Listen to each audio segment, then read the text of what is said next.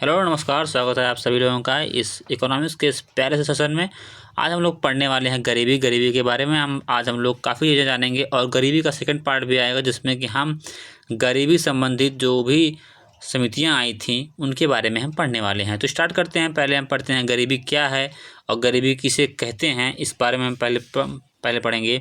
तो जब कोई व्यक्ति अपने मूलभूत आवश्यकता किसी व्यक्ति की कौन सी होती है? रोटी, कपड़ा, मकान।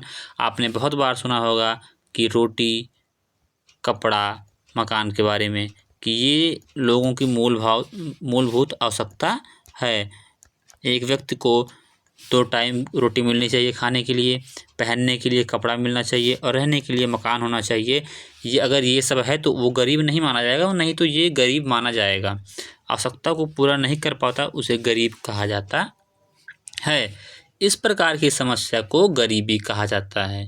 यानी कि जब कोई व्यक्ति मूलभूत आवश्यकता यानी कि रोटी, कपड़े, मकान, अब जो उसमें आ गया है उसमें शिक्षा और स्वास्थ्य भी जुड़ गया है। मूलभूत आवश्यकता में शिक्षा, स्वास्थ्य, शुद्ध पेयजल, अगर ये सब पूरा नहीं कर पाता है तो उसे हम गरीब कहेंगे, और इस प्रकार की समस्या को हम गरीबी कहते हैं। गरीबी से संबंधित आंकड़े NSSO, इसका अगर हम पूरा नाम आपको बता दें तो उसका पूरा नाम होगा नेशनल सैंपल सर्वे ऑफिस के द्वारा एकत्र किया जाता है। NSSO 5 वर्षों पर गरीबी से संबंधित सर्वेक्षण करता है और इसकी स्थापना 1950 में हुई थी। ठीक, जिसका पूरा नाम यहाँ पे दिया गया है नेशनल सैंपल सर्वे ऑफिस, यानी कि राष्ट्रीय प्रतिदर्श सर्वेक्षण कार्यालय। 23 मई 2019 को NSSO और CSO यानी कि सेंट्रल स्टैटिस्टिकल ऑफिस को मिलाकर NSO यानी कि नेशनल स्टैटिस्टिक्स ऑफिस बना दिया गया। ठीक है, यानी कि ये 23 मई 2019 यानी कि अभी ये 4 साल पहले ये NSSO और CSO को मिलाकर NSO कर दिया गया, एक कर दिया गया। यानी अगर हम बात करें कि गरीबी से संबंधित आंकड़े कौन एकत्र करता है, तो अगर ऑप्शन में NSSO और NSO दोनों दिया है तो आप NSO को टिक करेंगे, यानी कि इसको सही मानेंगे। ठीक, आगे बढ़ते हैं। हम आगे पढ़ेंगे गरीबी के प्रकार के बारे में। तो गरीबी के 2 प्रकार होते हैं, एक होता है सापेक्ष गरीबी और दूसरा होता है निरपेक्ष गरीबी। सापेक्ष गरीबी की बात करें तो जब 2 लोगों के बीच की तुलना होती है तो उसे हम कहते हैं सापेक्ष गरीबी। यहाँ पे देखते हैं, सापेक्ष गरीबी विभिन्न आय वर्गों के बीच में आय की असमानता को बताती है। यानी कि जैसे होते हैं गरीब होते हैं, अमीर होते हैं, मिडिल क्लास होते हैं, अपर मिडिल क्लास होते हैं, लोअर मिडिल क्लास होते हैं, इनके बीच जो आय की असमानता होती है उसे हम सापेक्ष गरीबी कहते हैं। इसे हम ये भी कह सकते हैं कि जब आप डायरेक्टली किसी चीज़ को किसी से तुलना करते हैं, जैसे आपके गांव में कोई बहुत अमीर व्यक्ति होगा, आप उससे गरीब हैं। आपके गांव या शहर में कोई बहुत गरीब व्यक्ति होगा, आप उससे अमीर हैं। तो यहाँ पे जो आय की असमानता बताती है, इस प्रकार की गरीबी को हम सापेक्ष गरीबी कहते हैं। यहाँ पे आप देख सकते हैं, सापेक्ष गरीबी में कोई व्यक्ति किसी दूसरे व्यक्ति से सापेक्ष रूप से गरीब होता है। आय की असमानता या विषमता को मापने के लिए 2 विधियों का प्रयोग किया जाता है। पहली है लॉरेंज वक्र विधि, दूसरी है गिनी गुणांक। ठीक, अब हम लॉरेंज वक्र विधि के बारे में जानते हैं कि लॉरेंज वक्र विधि कैसे इस गरीबी को मापती है। यानी कौन सी गरीबी की बात कर रहे हैं आप? हम बात कर रहे हैं सापेक्ष गरीबी की। तो ये मापते हैं, ये थे लॉरेंज, ये मैक्स लॉरेंज द्वारा 1905 में इसे विकसित किया गया, इसीलिए इसका नाम लॉरेंज वक्र विधि कहा जाता है। इसका नाम लॉरेंज वक्र पड़ा। लॉरेंज वक्र की बात करें तो जो इसे विकसित किया था जिन्होंने, यानी कि मैक्स लॉरेंज ने, ये ब्रिटेन के निवासी थे। लॉरेंज वक्र द्वारा किसी अर्थव्यवस्था या समाज में लोगों के बीच आय की असमानता को ज्ञात किया जाता है। इस वक्र के माध्यम से हम समाज में लोगों के बीच आय की असमानता को मापते हैं। इस वक्र का प्रत्येक बिंदु व्यक्तियों को प्रदर्शित करता है जो एक निश्चित आय के प्रतिशत के नीचे होते हैं। यदि समाज में 10% लोगों के पास आय का 10% यानी कि 10% हो और 20% लोगों के पास आय का 20% हो एवं इसी अनुपात में आगे बढ़ता रहे तो इसे प्रदर्शित करने वाली रेखा 45 डिग्री की रेखा होगी। ठीक है, आगे बढ़ते हैं। इस समान वितरण रेखा पूर्ण समता रेखा या निरपेक्ष रेखा समता कहा जाता है। लॉरेंज वक्र समान वितरण रेखा के जितना पास होगा आय की असमानता उतनी ही कम होगी। अगर हम बात करें, आपको फिगर के माध्यम से समझाएं, तो इस तरीके से लॉरेंज वक्र विधि का ग्राफ बनेगा। यहाँ से एक रेखा होगी जो कि 45 डिग्री पे होगी, जैसा कि आपने ऊपर पढ़ा, ये 45 डिग्री पर होगी, ठीक है।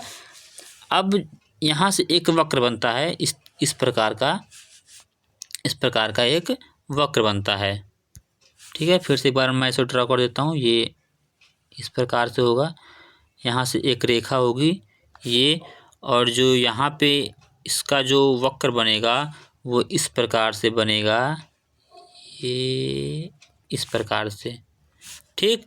अब हम बात करते हैं जो यहाँ पे अल्प विकसित देश, यानी कि जो यहाँ पे आप देखेंगे तो यहाँ पे आपको अल्प विकसित देश मिलेंगे, और ये जो है ये आपको, ये इसे हम कहेंगे लॉरेंज वक्र। इसे क्या कहेंगे? लॉरेंज वक्र, ठीक है। इसे हम क्या कहेंगे? लॉरेंज वक्र। अब इस वाले ग्राफ से आपको पता चल जाएगा कि की असमानता रेखा में वृद्धि हुई है, यानी कि इनके बीच का जो है डिफरेंस वो बढ़ गया है। अगर हम दूसरे ग्राफ की बात करें तो वो इस प्रकार से होगा, और जो कि इसके जो वक्र रेखा होगी उसमें यहाँ पे बात करेंगे तो यहाँ पे जो होगा वो विकसित देश होंगे, और यहाँ पे जो होगा वो अल्प विकसित देश होंगे, और जो यहाँ बीच में आपको मिलेंगे वो विकासशील देश मिलेंगे। ये आय की असमानता में कमी को बताएगा, और ये आय की असमानता में वृद्धि को बताएगा।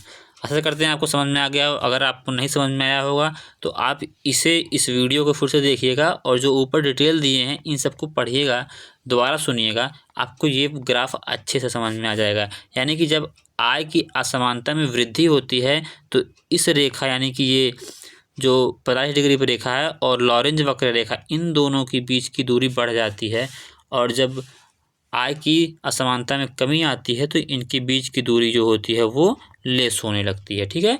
आगे बढ़ते हैं। अब आगे हम लोग पढ़ते हैं गिनी गुणांक विधि, यानी कि आय की असमानता को मापने के लिए गिनी गुणांक विधि का भी हम प्रयोग करते हैं।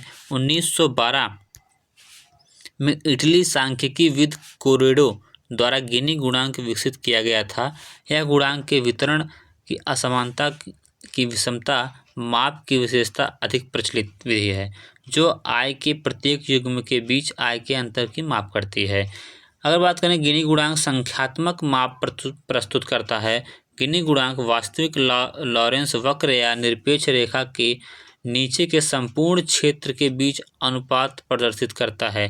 गिनी गुणांक 0 और 1 के बीच रहता है। किन्हीं गुणांक का मूल्य यदि अगर 1 हो तो पूर्ण असमानता को बताएगा, यानी कि गिनी गुणांक में अगर किसी गुणांक का मूल्य अगर 1 आ रहा है तो वहाँ पे पूर्ण असमानता होगा, और यदि इसका मूल्य 0 हो तो पूर्ण असमानता को बताएगा, पूर्ण समानता को बताएगा। अगर 1 है तो पूर्ण असमानता, अगर 0 है तो पूर्ण समानता, ठीक है। गिनी गुणांक को 100 से गुना कर दे जाए तो गिनी सूचकांक प्राप्त होता है, यानी गिनी सूचकांक अगर हमें प्राप्त करना है तो जो हमारा गिनी गुणांक है उसमें हम 100 से गुणा कर देंगे। अब हम पढ़ते हैं दूसरे प्रकार की जो हमारी गरीबी है, यानी कि निरपेक्ष गरीबी।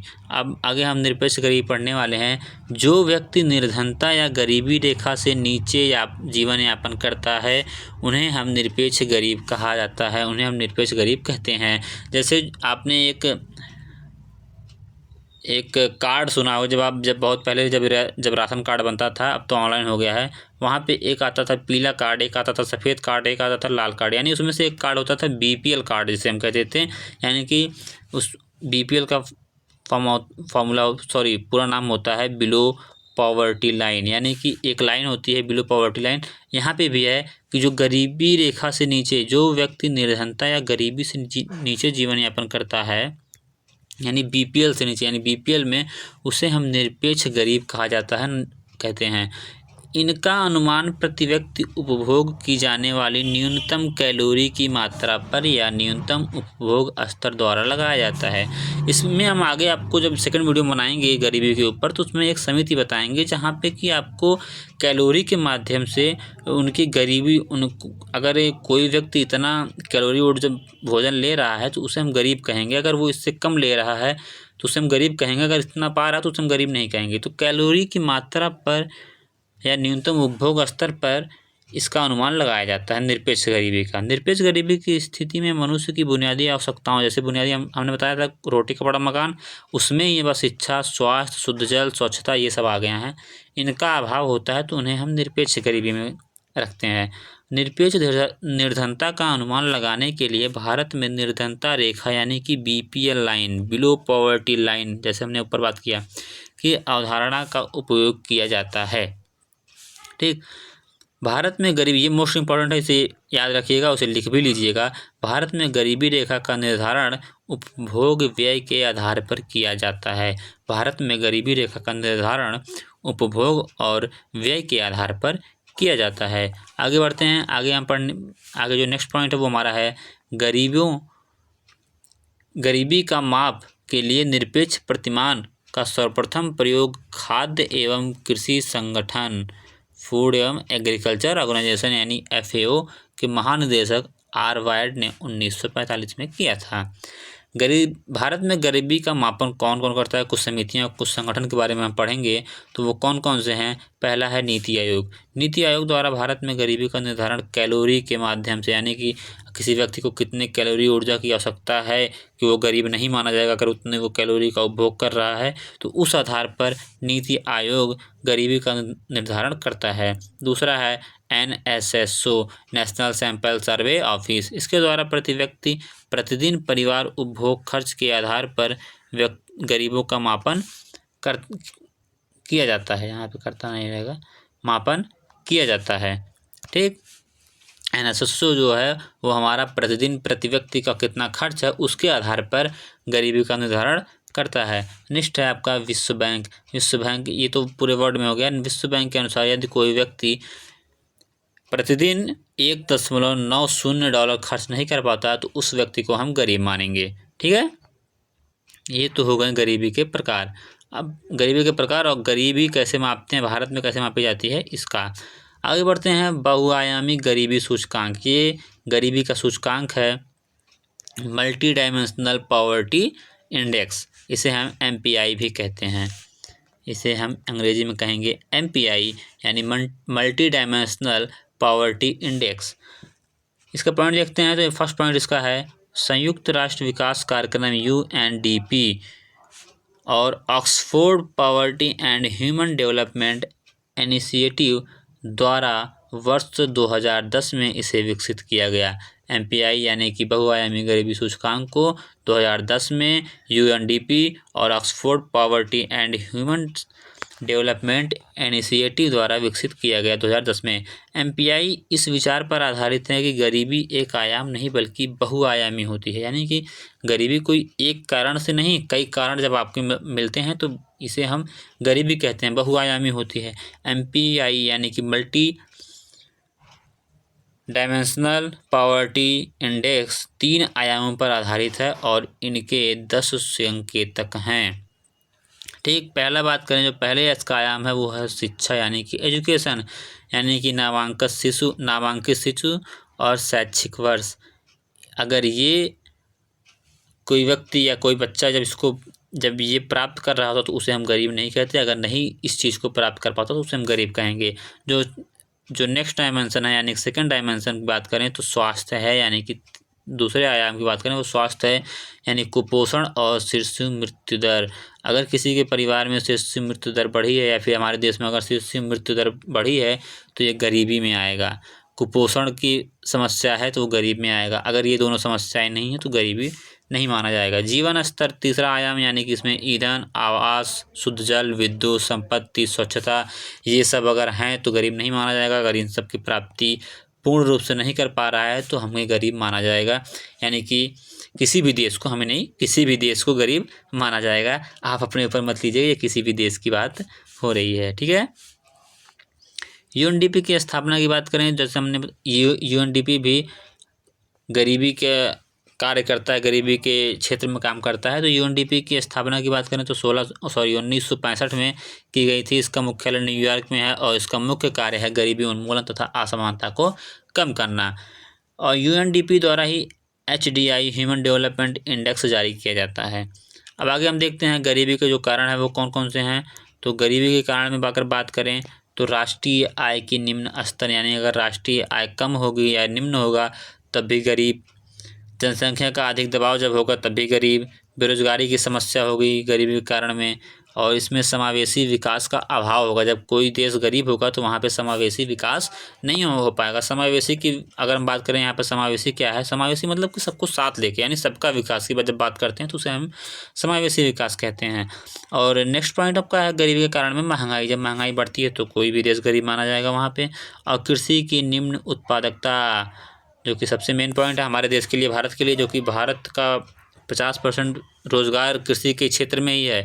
और कृषि की जब निम्न उत्पादकता होगी तो गरीबी का बहुत ही महत्वपूर्ण कारण बनने वाला है। गरीबी दूर करने के उपाय कौन कौन से हैं उसके बारे में अगर हम बात करें तो जीडीपी में तेज़ी से वृद्धि होनी चाहिए, पहली बात।